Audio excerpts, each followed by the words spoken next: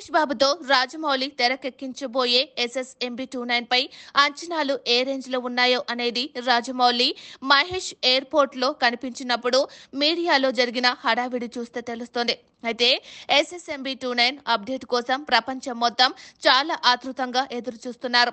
Sri Durga arts banner పై KL Narayana ఈ చిత్రాన్ని భారీ బడ్జెట్ తో తెరకెక్కించనున్నారు. తాజాగా ఆయన SSMB29 పై చిన్నపాటి క్రేజీ అప్డేట్ అందించారు.